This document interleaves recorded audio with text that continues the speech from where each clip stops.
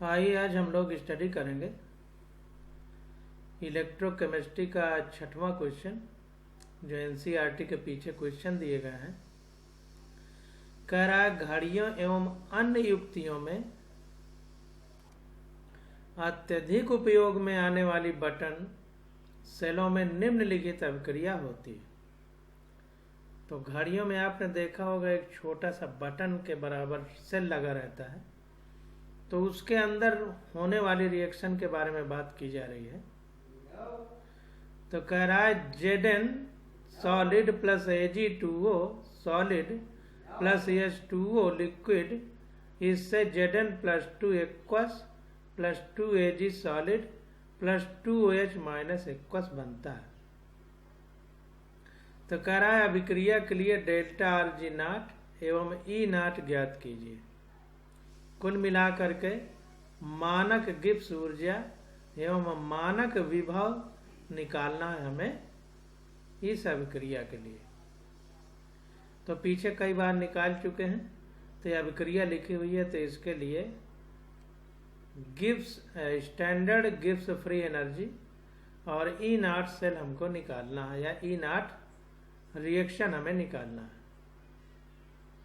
तो देखिए जो रिएक्शन लिखी गई है, तो इस रिएक्शन में अगर हम बारीकी से देखें तो देखेंगे कि Zn solid Zn plus 2 aqueous में बदल रहा है। तो 0 से 2 इसकी ऑक्सीडेशन नंबर हो रही है। इसका मतलब इसका ऑक्सीडेशन हो रहा है 0 से 2, मतलब बढ़ रही है ऑक्सीडेशन नंबर, तो इसका ऑक्सीडेशन हो रहा है। वहीं पर अगर हम Ag2O को देखें तो यहाँ पर Ag की +1 है और यहाँ पर देखिए 0 हो रही है। यहाँ पर दिए ऑक्सीजन की -2 होती है, तो इधर 2 लगाना पड़ा है। इसका मतलब कि दोनों बैलेंस करने के लिए यहाँ 2 लगा है, तो इसका +1 होगा, इसका -2 होगा, तो इसमें 2 लगा दिया तो +2 हो जाएगा, इसलिए यहाँ 2 लगा है। तो दोनों रिएक्शन हम लोग लिखते हैं। तो देखिए यहाँ पर Zn से Zn प्लस 2 बन रहा है, और +2 तब बनेगा जब 2 इलेक्ट्रॉन निकलेंगे, तो प्रोडक्ट की तरफ +2 इलेक्ट्रॉन लिखा है। तो इसके लिए ई नॉट सेल होता है -0.76 वोल्ट। ये अब चीज अब हम लोगों को पता होना चाहिए कि किसका क्या ई नॉट है, किस यौगिक या किस कंपाउंड का या किस एलिमेंट का ई नॉट कितना है। ये इलेक्ट्रोकेमिकल सीरीज जो एनसीईआरटी के में दी गई है बुक में, इसी चैप्टर में, वो हमको याद होना चाहिए। तो वहां से हमको पता चला ई नॉट -0.76 वोल्ट है। इसी प्रकार से ये रिएक्शन लिखी इसने Ag2O प्लस H2O लिक्विड, इसमें 2 इलेक्ट्रॉन जुड़े होंगे तभी 2Ag सॉलिड बना है, प्लस 2OH माइनस आयन निकले हैं। तो ये देखिए इधर और इधर इलेक्ट्रॉन जुड़ रहे हैं, इसका मतलब इसकी ऑक्सीडेशन नंबर आगे जाने पे कम हुई होगी, और वैसे भी खुला दिख रहा है, कम हुई है, 0 हुई है +1 से, और 2 है तो +2 होगा, मतलब 2 आयन के लिए। तो यहाँ पर देखिए ई नॉट इक्वल टू 0.80 -0.45 वोल्ट ये होता है किसका, इस रिएक्शन का। अब यहाँ पर देखिए थोड़ा सा गंभीरता से बात को समझिएगा, नहीं तो फिर क्वेश्चन निकालना मुश्किल हो जाता है, लोग गलती करते हैं। तो यहाँ पर देखिए जो एनसीईआरटी बुक में अभी हमने अपने मोबाइल में इलेक्ट्रोकेमिकल सीरीज निकाली है, तो उसमें Ag प्लस से Ag बनने का जो ई नॉट है वो 0.80 है, और 2H2O प्लस 2 इलेक्ट्रॉन जब इससे जुड़ेंगे, यानी इसका रिडक्शन होगा या अपचयन होगा, तो H2 प्लस 2OH माइनस का सॉल्यूशन प्राप्त होता है, एक्वस। तो इसके लिए ई नॉट हमारा -0.83 है। ये दोनों चीजें एनसीईआरटी में विद्युत रासायनिक श्रेणी में दी गई हैं, जो एनसीईआरटी में दी गई है। अब एक चीज यहाँ ये समझना है कि देखिए इस रिएक्शन में H2O है, H2O से 2H माइनस बन रहा है, जबकि यहाँ पर 2H2O प्लस 2 इलेक्ट्रॉन से H2 plus 2H minus aqueous बन रहा है, H2 गैस बन रही है। तो इसके लिए हमको E0 दिया है माइनस 0.83। यहाँ पर 2H2O है, यहाँ पर H2O है, तो इसका मतलब अगर हम H2O के लिए लिखेंगे तो यह 2 गुना है, तो H2O के लिए आधा होगा, तो E0 सेल E0 हमारा आधा होगा। तो यहाँ पर कितना लिखना पड़ेगा, माइनस 0.83 का आधा,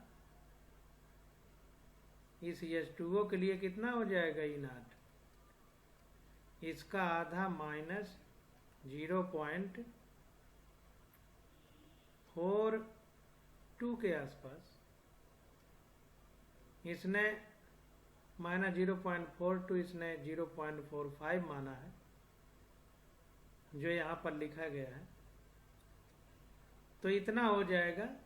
तो अगर अब हम इस सेल के लिए E0 निकालें या इस अभिक्रिया के लिए E0 निकालें, तो इसमें देखिए Ag का भी रिडक्शन यानी अपचयन हो रहा है, और H2O के साथ भी इलेक्ट्रॉन जुड़ रहे हैं, यानी ऑक्सीडेशन नंबर कम हो रही है, और वैसे भी यहाँ OH माइनस है। तो अब इसका E0 सेल निकालना हो तो E0 cell equal to E0 cathode plus E0 anode हम लोग करेंगे। अब यहाँ पर देखिए ये रिएक्शन जिस प्रकार से है, इसमें Ag का भी अपचयन हो रहा है और H2O का भी अपचयन, दोनों का रिडक्शन हो रहा है, यानी किसी को चेंज नहीं करना है। जैसे E0 cell equal to E0 cathode plus E0 anode होता है रिएक्शन, कैथोड पहले लिख सकते हैं, उसको वैसे का वैसे रख देना है। तो जब हम जोड़ेंगे तो मान लीजिए इसको एनोड बनाए तो 0.80 हो जाएगा, और इसको कैथोड बनाए इस वाले को तो ये माइनस 0.42 होगा। सीधा जब जोड़ेंगे तो चिन्ह सहित रखते हैं तो बीच में अपने आप माइनस हो जाएगा, इसलिए माइनस 0.45 लिखा गया। ये 0.42 के लगभग होगा, इसने 0.45 लिखा है, इसका आधा हो सकता है बुक में 9, जिस बुक से लिया गया है उसमें 0.90 रहा हो, तो लगभग उतना ही है जो हमने लिखा है, थोड़ा बहुत अंतर को ध्यान नहीं देते हैं। तो इस प्रकार से ये अगर निकालेंगे तो आ जाएगा हमारा 0.35। यहाँ पर अगर हम जोड़ के लिखें तो आ जाएगा 0.35,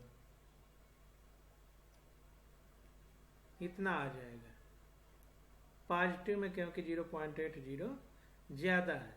अब समस्या ये है कि हम इसको इससे क्यों घटाए हैं, ये इधर कर देते, आप इधर कर दीजिए तो भी फर्क नहीं पड़ेगा, क्योंकि साइन सहित रखना है।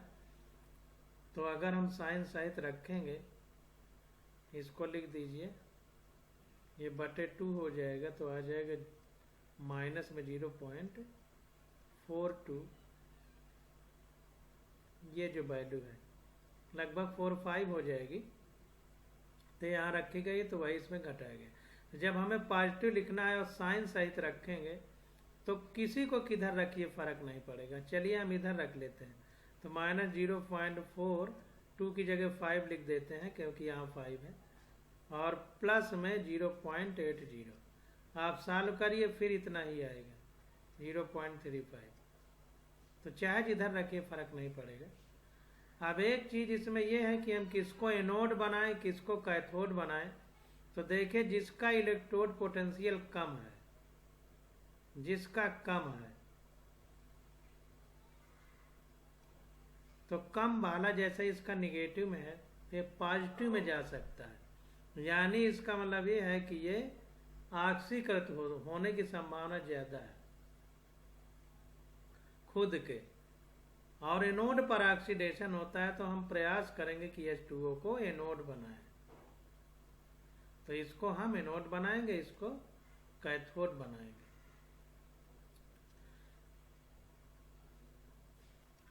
तो आपको एनोड कैथोड के चक्कर में नहीं पड़ना है, आपको सीधा सीधा ऐसे लिख देना है।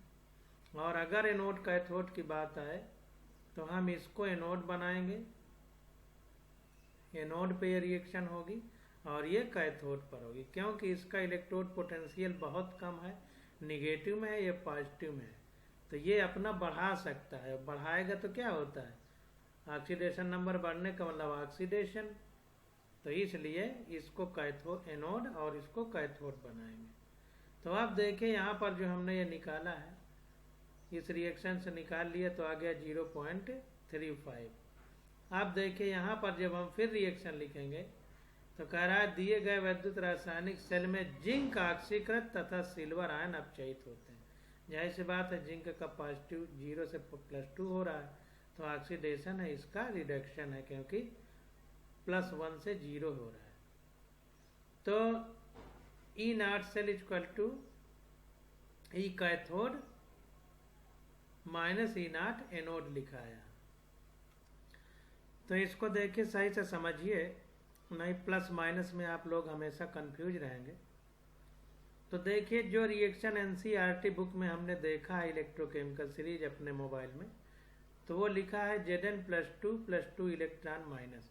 देखिए इसमें हम नहीं दिखा पा रहे इलेक्ट्रोकेमिकल सीरीज, क्योंकि इंग्लिश और हिंदी दोनों बुक है, और फिर से हम इलेक्ट्रोकेमिकल सीरीज नहीं निकाल पा रहे हैं, नहीं बन पा रहा है। तो हमने अपने मोबाइल में देखा है, आप लोग भी देखिए। तो जो ये रिएक्शन लिखी गई है Zn+2 इलेक्ट्रॉन माइनस से Zn सॉलिड बन रहा है, इसके लिए E0 सेल है एनसीईआरटी में -0.76 इस रिएक्शन के लिए। तो अगर ये रिएक्शन उलट जाती है, देखिए यहाँ Zn+2 है, इधर Zn है, इसमें Zn इधर है, Zn+2 इधर है, तो इसका मतलब अगर ये इधर है तो इसके उलट ये रिएक्शन है, तो यहाँ पर पॉजिटिव होना चाहिए। तो यहाँ पर देखिए ये E0 cathode minus E0 anode लिखा है, तो पलट के रिएक्शन यहाँ पर माइनस करके फिर ब्रैकेट में माइनस लिखा है, ये फार्मूला लगाया है और माइनस फिर से लिखा है। हम क्या करेंगे, हम ये वाला फार्मूला लगाएंगे। तो हमने देखिए E0 cell equal to E0 cathode plus E0 anode लगाया। आप देखिए कैथोड पर ये रिएक्शन है, तो इसका लिख दिया E0 0.35। अब देखिए ये माइनस में इस रिएक्शन के लिए है, जब हम इस रिएक्शन को पलटेंगे तब ये रिएक्शन प्राप्त होगी। तो ये जो माइनस वाला है ये भी पलट के प्लस वाला हो जाएगा, इसलिए हमने डायरेक्ट प्लस 0.76 लिखा है। तो ये आ गया 1.11 वोल्ट, ये आंसर। तो जैसे बता रहे हैं इस तरह करेंगे तो आपका कभी क्वेश्चन गलत नहीं होगा, और किताब में इस तरह घटाया जोड़ा है तो उससे कंफ्यूजन होता है। तो इस प्रकार से आप E0 सेल निकाल लेंगे इन रिएक्शन का। अब आगे देखते हैं, हमसे पूछा गया है सेल की अभिक्रिया एनोड पर, क्योंकि आगे हमको निकालना है डेल्टा R G0, तो इसके लिए हमें N निकालना पड़ेगा। तो देखिए Zn से सॉलिड से Zn+2 बन रहा है, 2 इलेक्ट्रॉन निकलना है। इस रिएक्शन में देखिए 2 इलेक्ट्रॉन जुड़ रहे हैं, यानी अंतर कितना है, 2 इलेक्ट्रॉन का, इसलिए N बराबर क्या होगा 2। तो ये फार्मूला लगा दिया delta R G0 equal to minus NFE0। तो ये आ गया -2 इंटू F की value 96,500 coulomb into E0 cell अभी हमने निकाला है 1.11 वोल्ट। तो ये सॉल्व करने पे आ गया -214 230 कूलाम वोल्ट या जूल, या फिर -2.1423 इंटू 10⁵ जूल इसको लिखेंगे। तो इस प्रकार से हम लोग ये क्वेश्चन करेंगे। तो समझ के आगे बढ़िए, अगर समझ के काम करेंगे तो कभी गलत नहीं होगा, नहीं तो इस चैप्टर में बहुत ज़्यादा कंफ्यूजन होता है। प्रश्न संख्या 7 देखते हैं, कह रहा है किसी वैद्युत अपघट्य के विलयन की चालकता एवं मोलर चालकता यानी कंडक्टिविटी और मोलर कंडक्टिविटी की परिभाषा दीजिए। डिफिनीशन लिखना है, सांद्रता के साथ इनके परिवर्तन की विवेचना कीजिए। कंसंट्रेशन के हिसाब से कंडक्टिविटी और मोलर कंडक्टिविटी किस प्रकार से चेंज होती है ये हमको ध्यान देना है। तो देखिए इसको हम एनसीईआरटी में बहुत अच्छे से पढ़ चुके हैं। तो चालकता यानी कंडक्टिविटी प्रतिरोध की व्युत्क्रम होती है, यानी रेजिस्टेंस की उल्टा होती है, यानी कंडक्टिविटी C = 1/R। इसी प्रकार विशिष्ट चालकता, जिसको कप्पा लिखते हैं, यह विशिष्ट प्रतिरोध और रो का व्युत्क्रम विशिष्ट चालकता कहलाता है। तो देखिए चालकता प्रतिरोध की उल्टा है, क्योंकि प्रतिरोध का मतलब रुकावट, चालकता का मतलब चलना, और विशिष्ट चालकता में विशिष्ट लगा है तो ये प्रतिरोध के आगे विशिष्ट इसमें भी लग गया। तो विशिष्ट चालकता विशिष्ट प्रतिरोध यानी स्पेसिफिक कंडक्टिविटी स्पेसिफिक रेजिस्टेंस का उल्टा होती है, और कंडक्टिविटी हमारी रेजिस्टेंस का उल्टा होती है। तो देखिए कप्पा = 1/ρ, यानी ये हमारा विशिष्ट चालकता है, यानी स्पेसिफिक कंडक्टिविटी किसका उल्टा है, 1/ρ यानी विशिष्ट प्रतिरोध का। अब देखिए हमने पढ़ा है R = ρ L/A, यानी ये रो हमारा क्या है, यही विशिष्ट प्रतिरोध है, यानी स्पेसिफिक रेजिस्टेंस है। तो रो बराबर क्या हो जाएगा, RA/L। अब रो की जगह जब इसको रखेंगे, इस रो की जगह ये इतना, तो L ऊपर चला जाएगा, RA नीचे रहेगा। तो ये देखिए L ऊपर चला गया, RA नीचे रहा। तो ये हमारा आ जाएगा L/RA। इस तरह लिखना चाहिए, कहीं छूट गया है, L/RA, जहां पर C हमारी कंडक्टिविटी है। अब देखें 1/R जो है ये C है, तो C L/A हो जाएगा, ये आएगा हमारा। यहाँ देखिए कुछ छूट गया तो हमने लिख दिया C L/A, जहाँ पर C हमारी कंडक्टिविटी यानी चालकता है, ये देखिए दिया है। L हमारी लंबाई है जिस तार में, या मान लीजिए 2 इलेक्ट्रोड हैं, एक ये निगेटिव है और ये पॉजिटिव है, तो इनके बीच जो ये है ये हमारा L है। बीच की दूरी, दोनों इलेक्ट्रोड के बीच की दूरी L है, और ये जो इलेक्ट्रोड है इनका जो क्षेत्रफल है, पृष्ठ क्षेत्रफल, वो A है। तो देखिए कह रहा है कि L लंबाई है, A अनुप्रस्थ काट का क्षेत्रफल है, R हमारा प्रतिरोध है। यदि L बराबर 1 सेंटीमीटर हो और A बराबर 1 सेंटीमीटर स्क्वायर हो, तब क्या होगा, यहाँ पर 1 रख जाएगा, यहाँ पर 1 रख जाएगा, यहाँ पर 1, यहाँ पर 1, तो ये C बराबर किसके हो जाएगी, कप्पा के। तो कप्पा = C हो जाएगा अगर L बराबर 1 हो जाए और A बराबर भी 1 सेंटीमीटर या मीटर जिसमें भी हो जाए। तो वही कह रहा है कि अतः 1 सेंटीमीटर लंबाई तथा 1 सेंटीमीटर स्क्वायर डिसेक्शन का यानी अनुप्रस्थ काट का, ट्रांसवर्स सेक्शन का के लिए के क्षेत्रफल वाले विलयन की यानी सॉल्यूशन की चालकता यानी कंडक्टिविटी को विशिष्ट चालकता यानी स्पेशल कंडक्टिविटी कहते हैं। इसका मात्रक प्रति ओम प्रति सेंटीमीटर या सीमेंस पर सेंटीमीटर होता है। तो इस प्रकार से हम लोग इसको निकालते हैं। इसको ज़्यादा बताने की ज़रूरत नहीं है, क्योंकि एनसीईआरटी में बहुत अच्छे से इसको हम लोग पढ़ चुके हैं। अब आगे आ जाता है हमारा मोलर चालकता यानी लैम्डा एम। तो यदि विलयन में इलेक्ट्रोडों के बीच की दूरी 1 सेंटीमीटर तथा अनुप्रस्थ काट का क्षेत्रफल 1 सेंटीमीटर स्क्वायर हो, तो विलयन में 1 मोल वैद्युत अपघट्ट को घोलने पर उत्पन्न समस्त आयनों द्वारा प्रदत्त चालकता को मोलर चालकता यानी लैम्डा एम कहते हैं। तो ध्यान दीजिए कि सब कुछ 1 मान लेना है। बीच का जो इलेक्ट्रोड के बीच की दूरी है जो अभी हमने बताया, उसको भी 1 सेंटीमीटर मानना। जो इलेक्ट्रोड है उनके अनुप्रस्थ काट का क्षेत्रफल भी 1 सेंटीमीटर स्क्वायर मानना, और जो सॉल्यूशन है उसकी मोलरता भी 1 मोल मानना है। जब हम इन सबको मान लेंगे तो लैम्डा एम इक्वल टू होता है कप्पा ए बाई एल। तो यहाँ पर क्या हो जाएगा,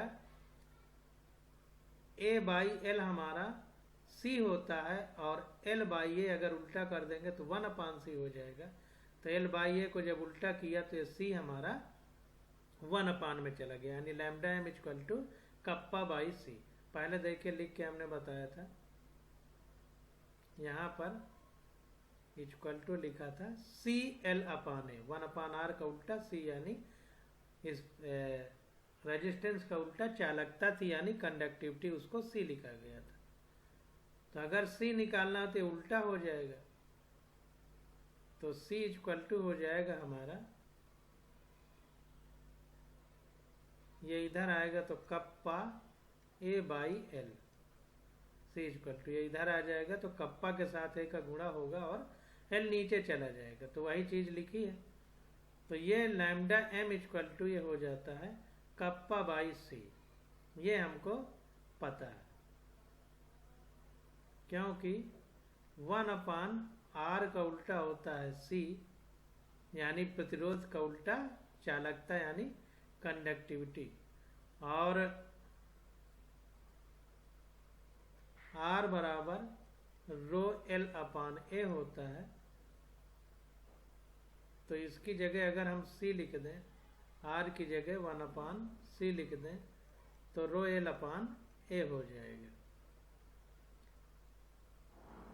तो इतने की जगह ये 1/c लिख दिया गया है। कुल मिलाकर के कहने का मतलब ये है कि कप्पा इक्वल टू 1/रो है, और सी इक्वल टू एल, सी का उल्टा ये इधर आ जाएगा, तो कप्पा एल अपान ए हो जाएगा। तो कप्पा के साथ ए जाएगा तो कप्पा ए बाई एल हो गया, तो ये हो गया हमारा 1k/c। ये फार्मूला होता है, इसको आप लिख सकते हैं, और एनसीईआरटी में तो बहुत अच्छे से हम लोगों ने पढ़ा ही है। तो यहाँ ये फार्मूला आ गया। तो अब देखिए इसी के आधार पर हम देखते हैं, यहाँ पर देखिए ग्राफ बना दिया है कि यदि एल बराबर 1, ए बराबर वी तथा डेल लैम्डा एम बराबर कप्पा वी हो, तो कह रहा है कि इसका मात्रक प्रति ओम सेंटीमीटर स्क्वायर प्रति मोल अथवा सीमेंस सेंटीमीटर स्क्वायर प्रति मोल होता है, यानी लैम्डा एम का ये मात्रक है। यहाँ पर देखिए जो V लिखा गया है A बराबर V, तो volume containing 1 mole of electrolyte. तो 1 मोल जो हमारा वैद्युत अपघट्य है वो कितना वॉल्यूम रखेगा, वो A इक्वल टू V रखा गया है। तो इसीलिए यहाँ पर देखिए हिंदी वाली बुक में A इक्वल टू V रखा गया है। मतलब ये क्षेत्रफल वो है कि जो 1 मोल विलयन ग्रहण करेगा उस वॉल्यूम को A के बराबर माना गया है। तो ये lambda M equal to kappa V हो जाएगा। L की जगह 1 रख देंगे और A की जगह V, तो ये कप्पा V हो जाएगा लैम्डा एम। तो वही चीज यहाँ लिखी गई है, lambda M equal to kappa V। तो इसका मात्रक ओम इनवर्स सेंटीमीटर स्क्वायर पर मोल अथवा सीमेंस सेंटीमीटर स्क्वायर पर मोल होता है। अब देखिए ये जो नीचे फिगर बनाया गया है इसके बारे में हम बहुत अच्छे से एनसीईआरटी में पढ़ चुके हैं। चूंकि ये CH3COOH हमारा वीक इलेक्ट्रोलाइट है यानी दुर्बल विद्युत अपघट्य है, और ये KCl हमारा प्रबल विद्युत अपघट्य है, तो देखिए जो CH3COOH है दुर्बल विद्युत अपघट्य यानी वीक इलेक्ट्रोलाइट, तो देखिए इधर हमारा कंसंट्रेशन दिया गया है √C, C की पावर हाफ का है या √C एक ही बात है, और इधर लैम्डा एम में हमारी सांद्रता दी गई है लैम्डा एम। तो देखिए जैसे जैसे कंसंट्रेशन बढ़ता है √C बढ़ता है, इधर चलेंगे तो √C की तरफ बढ़ेंगे। तो जैसे जैसे इधर से हम ऐसे आते हैं तो जैसे जैसे √C की तरफ चलते हैं तो लैम्डा एम यानी मोलर कंडक्टिविटी धीरे धीरे घटती है। देखिए धीरे धीरे घटती है, धीरे धीरे ऐसे ग्राफ आया है। और अगर KCl में इधर को चलते हैं तो देखिए सीधा घटता चला जा रहा है। उसी टाइम पे अब देखिए यहाँ पर से अगर ऐसे चलेंगे तो यहाँ आ जाएंगे उसी टाइम में, यहाँ इस पॉइंट से ग्राफ डालें तो ये देखिए, और फिर नीचे बहुत घटेगी धीरे धीरे क्योंकि ग्राफ इस तरह, लेकिन इसमें बहुत तेजी से घट रही है। तो वही कहने का मतलब है कि जो दुर्बल विद्युत अपघट्य यानी वीक इलेक्ट्रोलाइट हैं उनकी मोलर कंडक्टिविटी कंसंट्रेशन बढ़ाने पे धीरे धीरे घटती है, और जो प्रबल विद्युत अपघट्य के उनकी तेजी से घटती है। तो अब देखिए नीचे इसको पढ़ते हैं और समझने का प्रयास करते हैं। तो सांद्रता का चालकता तथा मोलर चालकता पर प्रभाव। तो विलयन की सांद्रता घटाने पर चालकता घटती है क्योंकि प्रति इकाई आयतन में आयनों की संख्या घटती है। तो चालकता का मतलब चलना। अब चलने वालों की ही संख्या घट जाएगी तो जाहिर सी बात है कि विलयन की सांद्रता घटाने पर चालकता घटेगी, क्योंकि सांद्रता घटाने का मतलब कि विलयन में यानी वैद्युत अपघट्य में जो आयन चल रहे हैं उनकी संख्या घट रही है। तो चलने वालों की संख्या घटने का मतलब सांद्रता घटना है, और जब संख्या ही घट गई तो चालकता घटेगी, क्योंकि प्रति इकाई आयतन में आयनों की संख्या घटती है। तो संख्या घट गई तो चलने वालों की चालकता भी घट गई। अब देखिए विलयन की सांद्रता घटाने पर मोलर चालकता का मान बढ़ता है। अगर हम किसी विलयन की कंसंट्रेशन को घटाएंगे तो लैम्डा m का मान बढ़ता है। क्यों बढ़ता है? क्योंकि 1 मोल वैद्युत अपघट्य का कुल आयतन बढ़ जाता है। तो 1 मोल जो वैद्युत अपघट्य है यानी इलेक्ट्रोलाइट है उसका कंसंट्रेशन बढ़ाने का मतलब उसमें बाहर से इलेक्ट्रोलाइट मिलाएंगे तभी कंसंट्रेट होगा, और जब बाहर से मिलाएंगे तो उसका आयतन बढ़ जाता है। तो इस वजह से मोलर कंडक्टिविटी बढ़ जाती है क्योंकि मोल बढ़ जाते हैं। यहां पर देखिए गलत हमने बता दिया। वैद्युत अपघट्य में जो आयन है वो उनका कंसंट्रेशन नहीं बढ़ेगा क्योंकि उसको तो 1 मोल ही रखना है। तो हमको बढ़ाना क्या पड़ेगा? वैद्युत अपघट्य यानी इलेक्ट्रोलाइट बढ़ाना पड़ेगा। तो बाहर से इलेक्ट्रोलाइट डाल देते हैं, उल्टा हमने बोल दिया, बाहर से इलेक्ट्रोलाइट डालेंगे क्योंकि विलयन को तो हमें 1 मोलर ही रखना है। तो बाहर से जब इलेक्ट्रोलाइट डाल देते हैं, वैद्युत अपघट्य डाल देते हैं, पदार्थ जो है जो विलयन जिसमें वैद्युत अपघटन हो रहा है, तो वो जो है उसका आयतन बढ़ जाता है। इसको इस तरह समझिए कि जैसे 1 गिलास चीनी का शरबत है और बहुत मीठा हो गया तो हम क्या करेंगे? उसमें पानी मिला देंगे। तो पानी मिलाएंगे तो 1 गिलास से ज्यादा हो जाएगा ना, मतलब उसका आयतन बढ़ेगा ना। तो इसी प्रकार से किया जा रहा है कि विलयन की सांद्रता घटाने पर मोलर चालकता का मान बढ़ता है क्योंकि 1 मोल वैद्युत अपघट्य का कुल आयतन बढ़ जाता है, क्योंकि बाहर से हमने पानी मिलाया जैसे शरबत में, वही काम करते हैं। अब जाहिर सी बात है कि जब हम आयतन बढ़ जाता है तो मोलर चालकता क्यों बढ़ जाती है? इसलिए बढ़ जाती है कि आयन को चलने के लिए खाली स्थान ज्यादा मिल जाता है, ज्यादा आयतन मिल जाता है, इसलिए ऐसा हो जाता है। तो समझने का प्रयास करिए कि कंसंट्रेशन घटाएंगे तो चालकता घटेगी क्योंकि चलने वालों की संख्या घटी है, लेकिन अगर मोलर चालकता का मान कंसंट्रेशन घटाएंगे तो मोलर चालकता का मान बढ़ता है। क्यों? क्योंकि 1 मोल ही रखना है। तो 1 मोल रखने के लिए हमको क्या करना पड़ेगा? आयतन बढ़ाना पड़ेगा, क्योंकि कंसंट्रेशन घटाने का अब एक ही रास्ता बचा कि उसमें शक्कर नहीं मिलाना, शक्कर हटाना नहीं है। शरबत है उसको ढीला करना है तो शक्कर नहीं हटाना है, पानी मिला के ढीला करना है, तो आयतन बढ़ जाएगा। शक्कर क्यों नहीं हटाना? क्योंकि 1 मोलर विलयन है, मोलर चालकता की बात हो रही है, तो 1 मोल ही रखना है उसमें जो विलेय या सॉल्यूट डाला गया है। तो अब उसको कंसंट्रेशन घटाने का एक ही रास्ता है कि उसका आयतन बढ़ा दिया जाए, यानी पानी मिला दिया जाए। पानी मिलाएंगे तो आयतन बढ़ जाएगा। तो यह प्रक्रिया यहाँ पर है। अब आगे देखते हैं क्वेश्चन नंबर 8। कह रहा है 298 केल्विन पर 0.20 मोलर KCl विलयन की चालकता 0.0248 सीमेंस पर सेंटीमीटर है। इसकी मोलर चालकता का परिकलन कीजिए। तो मोलर कंडक्टिविटी हमको बताना है। कंडक्टिविटी दे दिया है और कंसंट्रेशन दे दिया है, टेम्परेचर दे दिया है, इतनी चीज़ें हमको दे दिया है। तो सीधा फार्मूला लगाते चले जाएंगे। तो चालकता कप्पा दे दिया है 0.0248 सीमेंस पर सेंटीमीटर। इसको हम लोग बदलेंगे, आगे बदलेंगे जब फार्मूला लगाएंगे। तो मोलर सांद्रता यानी C दिया है हमको 0.20 मोल पर लीटर।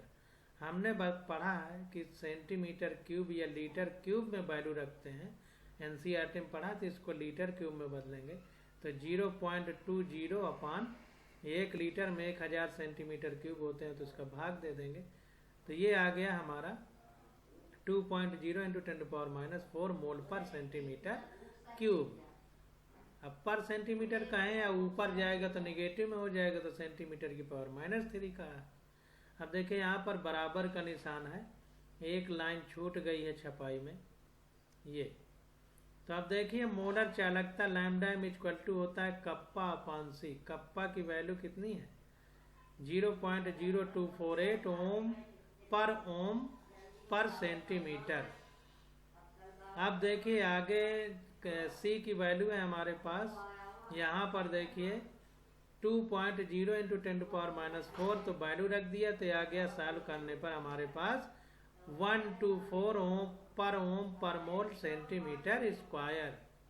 तो इस प्रकार से जो है इसको और सिंपल करेंगे तो आ जाएगा हमारे पास 124 सीमेंस पर मोल सेंटीमीटर स्क्वायर। तो इस प्रकार से मोलर चालकता की वैल्यू हम लोगों ने निकाल ली, 124 सीमेंस पर मोल सेंटीमीटर स्क्वायर। अब देखिए अगला क्वेश्चन हम लोग देखते हैं।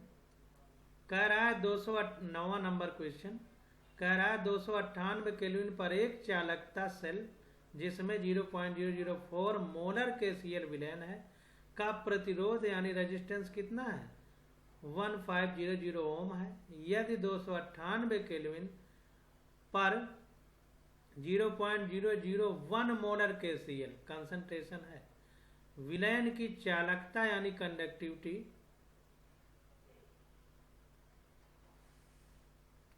ये देखिए पर यहाँ गलत लिख गया है। यदि 298 केल्विन पर, यहाँ होना चाहिए 0.00, यदि 298 केल्विन पर 0.001 मोलर KCl विलयन की चालकता 0.146 × 10⁻³ सीमेंस पर सेंटीमीटर हो तो सेल स्थिरांक यानी सेल कांस्टेंट की वैल्यू क्या होगी। तो हमें टेम्परेचर दे दिया है, कंसंट्रेशन दे दिया है, रेजिस्टेंस दे दिया है और कंडक्टिविटी दे दिया है और सेल कांस्टेंट पूछ रहा है। तो देखिए यार 1500 ओम है, कप्पा यानी कंडक्टिविटी 0.146 × 10⁻³ सीमेंस पर सेंटीमीटर है। सेल स्थिरांक हमारा सेल कांस्टेंट की फार्मूला होता है R × कप्पा। तो R क्या है 1500 ओम × कप्पा कितना है 0.4146 × 10⁻³ सीमेंस पर सेंटीमीटर। तो ये सॉल्व करने पे आ गया 0.219 पर सेंटीमीटर। तो सेल स्थिरांक कितना आ गया 0.219 पर सेंटीमीटर। तो इस प्रकार से हम लोग क्वेश्चन को सॉल्व करेंगे जो जो हमको दिया गया है। सिर्फ ये फार्मूले पर आधारित क्वेश्चन है, तो फार्मूला याद है तो आंसर निकल आएगा। अब क्वेश्चन नंबर 10 देखते हैं। कह रहा है 298 केल्विन पर सोडियम क्लोराइड की विभिन्न सांद्रताओं पर चालकता का मापन किया गया है जिसके आंकड़े निम्नलिखित हैं। तो NaCl का 298 केल्विन पर कंसंट्रेशन मतलब डिफरेंट कंसंट्रेशन पर कंडक्टिविटी की वैल्यू निकाली गई है। इस कंसंट्रेशन पर इतनी चालकता है, इस सांद्रता पर इतनी चालकता है, इस पर इतनी है, इस पर इतनी है, इस पर इतनी है। कह रहा है सभी सांद्रताओं के लिए लैम्डा m का परिकलन कीजिए एवं लैम्डा m तथा C½ के मध्य एक आलेख खींचिए। लैम्डा 0m का मान भी ज्ञात कीजिए। यानी मोलर कंडक्टिविटी, कंडक्टिविटी नहीं, लिमिटिंग कंडक्टिविटी, सीमांत मोलर चालकता और मोलर चालकता दोनों बताना है, और लैम्डा एम और रूट सी के बीच में हमको ग्राफ बनाना है। तो एक एक चीज हम लोग निकालेंगे क्रम से, उसका ग्राफ भी बनाएंगे। तो यहां पर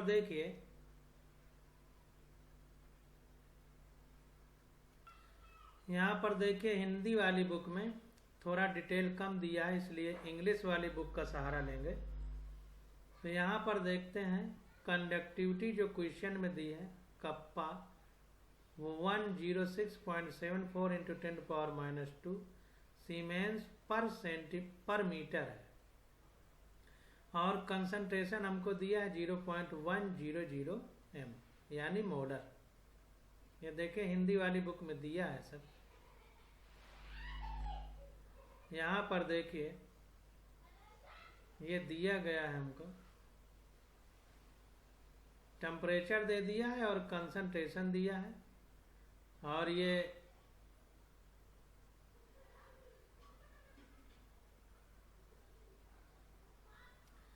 देखिए सांद्रता यानी कंसंट्रेशन मोल में दिया है, मोलर कंसंट्रेशन m लिखा है, और ये कप्पा मतलब कंडक्टिविटी यानी चालकता है, और ये सीमेंस पर मीटर में दी गई है। 10⁻² का सब में गुणा करना, ये 10⁻² कॉमन लेके यहाँ लिख दिया है, और कह रहा है जब आप सॉल्व करिए तो सब में -2 का गुणा करिए। तो यहाँ पर देखे वही लिख दिया गया है कप्पा, और -2 का सब में गुणा करेंगे, जितना भी है सब में करेंगे। तो ये देखिए लास्ट वाला ले लिया है 106.74 जो लिखा है।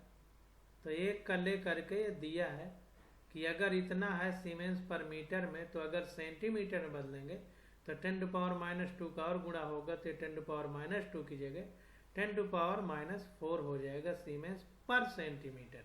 ये मीटर में है, पर मीटर, ये पर सेंटीमीटर। और इसको रूट में निकालेंगे तो रूट आ जाएगा 0.3162 रूट में मोलर हो जाएगा, यानी मोलर कंसंट्रेशन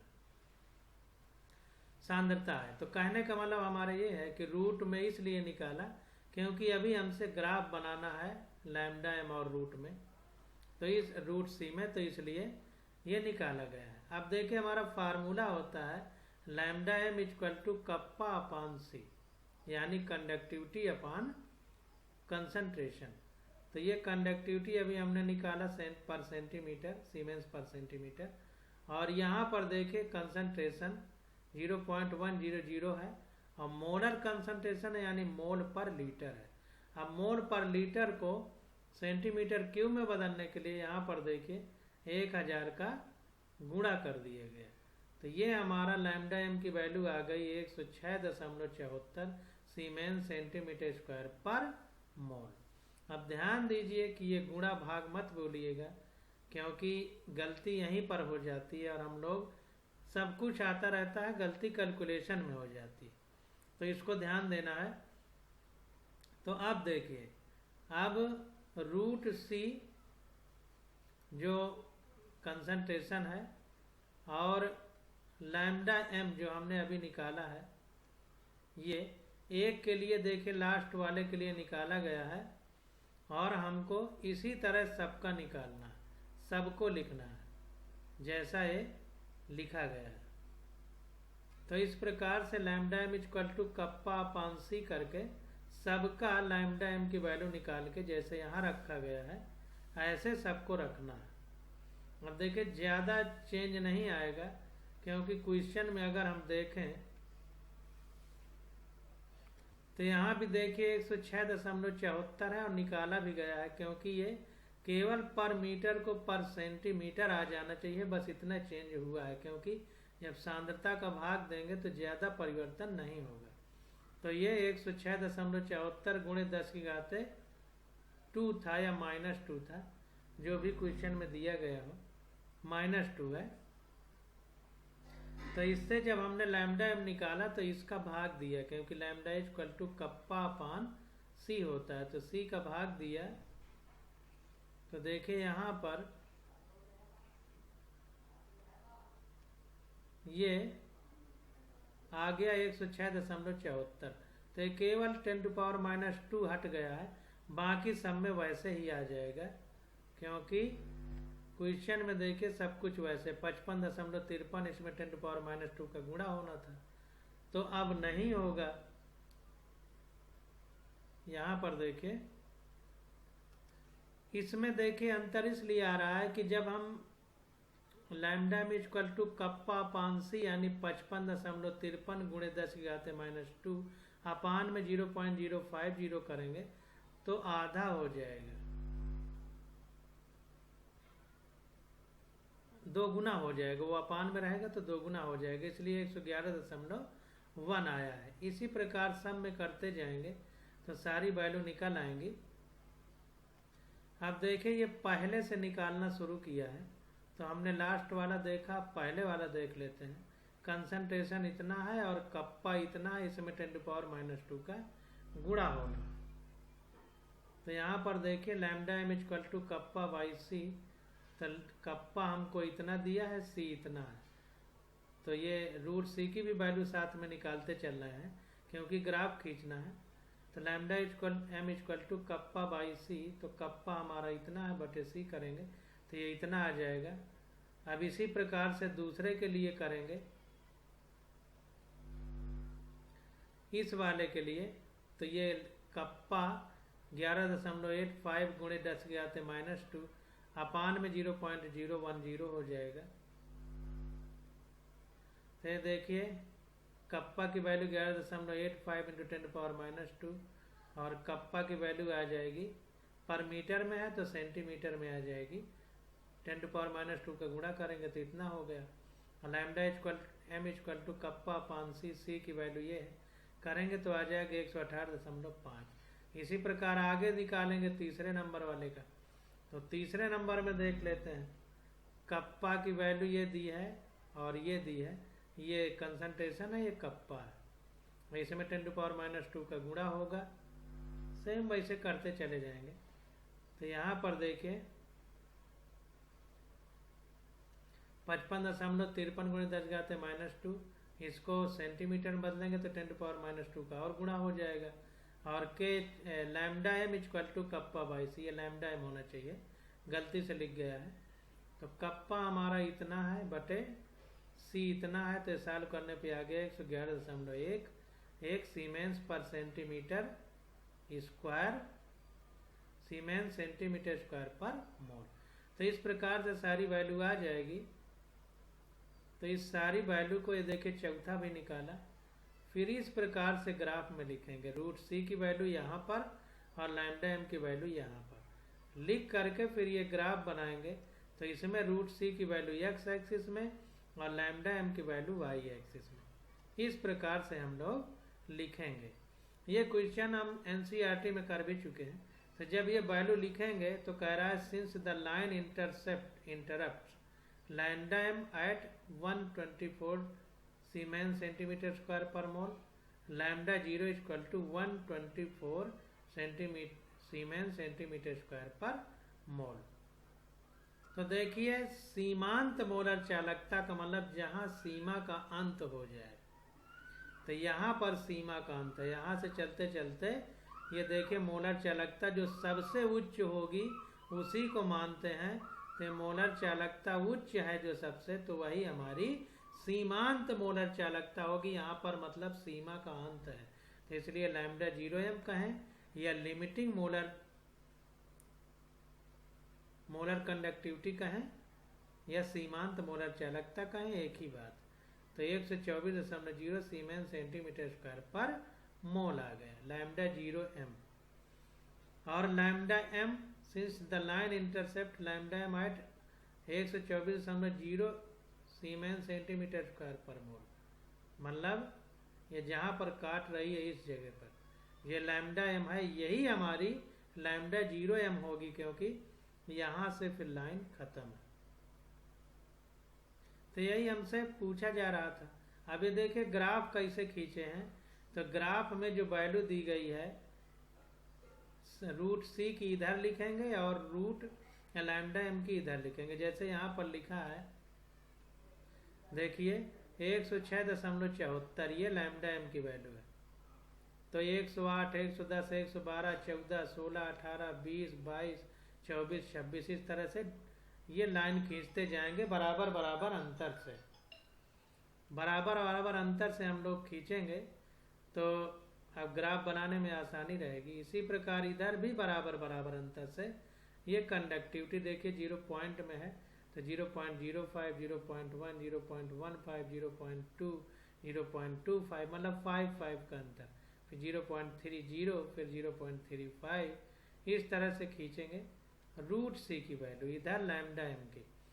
अब देखिए जैसे इधर दिया 106.74 क्या है लैम्डा एम है, तो 106.74 मतलब 106 से थोड़ा ऊपर है, तो ये थोड़ा सा ऊपर बिंदु क्या लगभग लाइन पे ही है, थोड़ा सा ऊपर डाट बना देंगे। और यहीं पर क्यों बना, क्योंकि इसकी मोलर कंसंट्रेशन रूट वाली 0.3162 है। तो देखें यहाँ पर 0.35 है तो इससे कम 0.3 से थोड़ा सा ज़्यादा, क्योंकि 31 था यहाँ पर 31 है तो थोड़ा सा ज़्यादा यहाँ पर डाट बनाया गया। इसी प्रकार लैम्डा एम की वैल्यू 111.1 तो 111 110 के थोड़ा सा ऊपर आएगा तो देखिए हल्का सा ऊपर किया। अब ये इसको भी ध्यान देना है, इसको भी ध्यान देना है। अब ये कंसंट्रेशन कितना है 0.2236 है तो 0.2 यहाँ आ रहा है, इससे थोड़ा सा ज़्यादा, तो ये देखिए यहाँ से थोड़ा सा ज़्यादा लिया। तो ऐसे डाट डाट खींच के मिला देंगे एक रेखा से तो हमारा ग्राफ बन जाएगा। तो ये ग्राफ भी बन गया, लैम्डा एम भी m0 भी यानी सीमांत मोलर चालकता भी हम लोग समझ गए। अब क्वेश्चन नंबर 11 आ जाता है। क्वेश्चन नंबर 10 हम लोगों ने पढ़ लिया, अब क्वेश्चन नंबर 11 आ जाता है। देखिए इसमें इस तरह ग्राफ बनाया है। तो क्वेश्चन नंबर 11 की स्टडी हम लोग अगले लेक्चर में करेंगे। आज बस यहीं तक।